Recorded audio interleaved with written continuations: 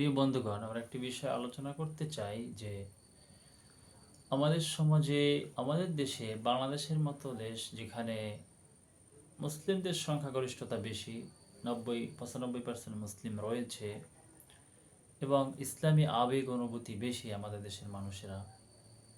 কিন্তু এখানে একটি সমস্যা হচ্ছে যে আজকের সমাজে দিকে যদি আপনি তাকিয়ে দেখেন, যদিও আমরা বলছি যে এই আধুনিক যুগ, বিজ্ঞানের যুগ, আমরা সব কিছু শিখতে পারছি, সুযোগ আছে, সব কিছু শেখার ব্যবস্থা রয়েছে, এরপরেও আমরা মনে হচ্ছে যে ইসলাম থেকে দূরে সরে যাচ্ছি। এর পিছনের কারণটা কি? আসলে সংক্ষিপ্তভাবে যদি আমরা আলোচনা করি, আমরা দেখতে পাই রাসূল পাক সাল্লাল্লাহু আলাইহি ওয়াসাল্লাম হচ্ছেন আমাদের জন্য আদর্শ। কিয়ামত পর্যন্ত যত মানুষ আসবে, সমস্ত মানুষের জন্য মডেল হচ্ছেন, আদর্শ হচ্ছেন মুহাম্মদুর রাসূলুল্লাহ সাল্লাল্লাহু আলাইহি ওয়াসাল্লাম।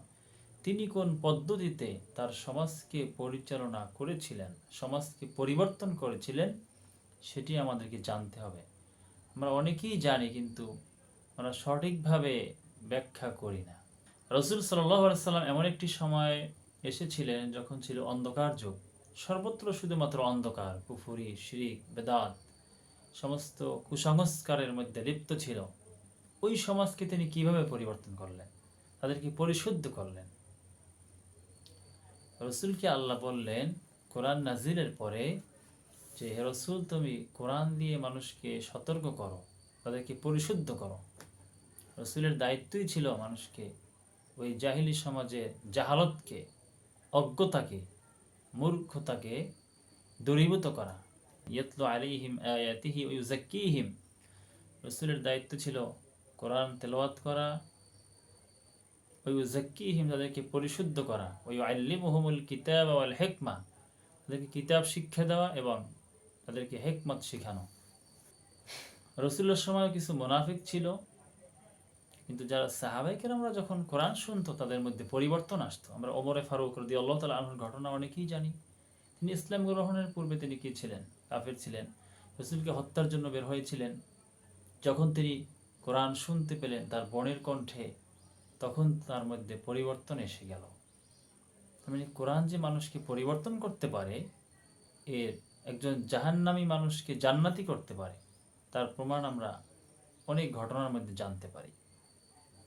আল্লাহ বলছেন, এদের নিকট যখন কোরআন তেলাওয়াত করা হতো, তাদের চোখের দিকে তাকিয়ে দেখবে, এরা তাদেরকে দেখতে পাবে অশ্রুসিক্ত। আল্লাহ বলছেন সূরা মায়েদার মধ্যে 5 নম্বর সূরার 83 নম্বর আয়াত, وإذا سمعوا ما أنزل إلى الرسول ترى أعينهم تفيض من الدم مما عرفوا من الحق।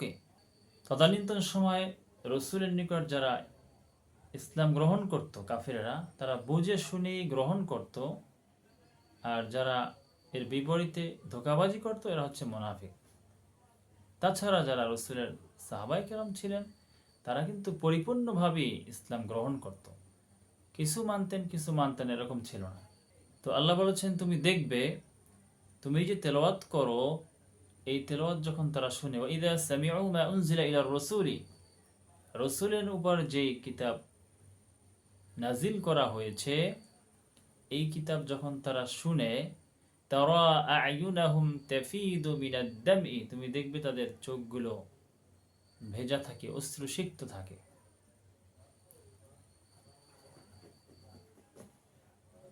কারণ মিম্মা আরাফু মিনাল হক, তারা সত্যকে চিনতে পেরেছিল। আজকে আমরা ইসলামের নামে বিভিন্ন দলে বিভক্ত হয়েছি। ইসলামকে আমরা যার যার মতো উপস্থাপন করছি।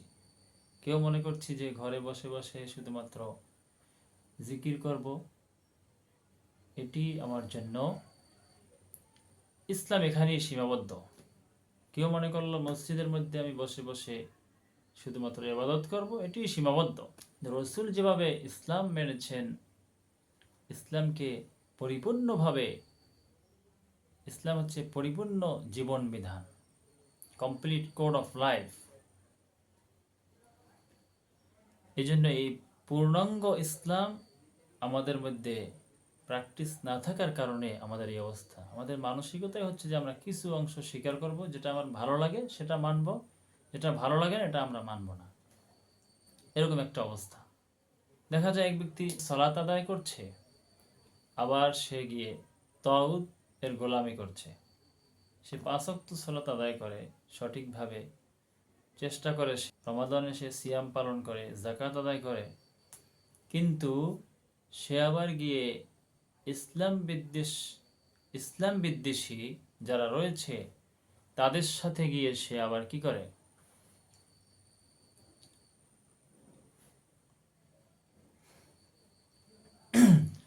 এক ব্যক্তি ইসলামের বিধানগুলো সে মানে, আবার অপরদিকে সে অমুসলিম যারা রয়েছে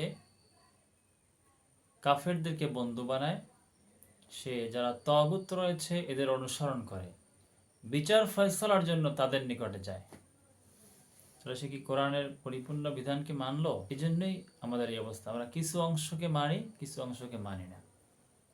এই জন্যই আল্লাহ বলেছেন ফামাই ইয়াকফুরু বিত-তাগুত ওয়া ইউমিন বিল্লাহ, যে তাগুতকে অস্বীকার করে এরপরে ওয়া ইউমিন বিল্লাহ, আল্লাহর উপর ঈমান আনে। আল্লাহ শর্ত দিয়েছেন ঈমান আনার আগে তাগুতকে বর্জন করতে হবে।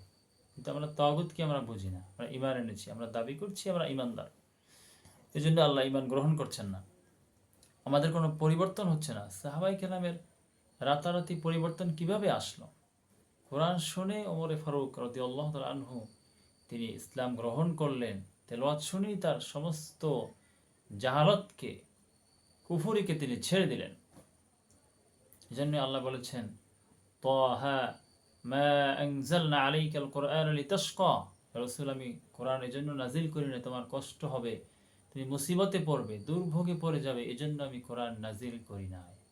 মূল জিনিস হচ্ছে সাহাবায়ে কেরাম তারা বুঝতো কোরআন যখন তেলাওয়াত করতেন রাসূল এগুলো শুনে তারা বাস্তবে প্র্যাকটিক্যালি তারা বাস্তবায়ন করত, প্র্যাকটিস করত।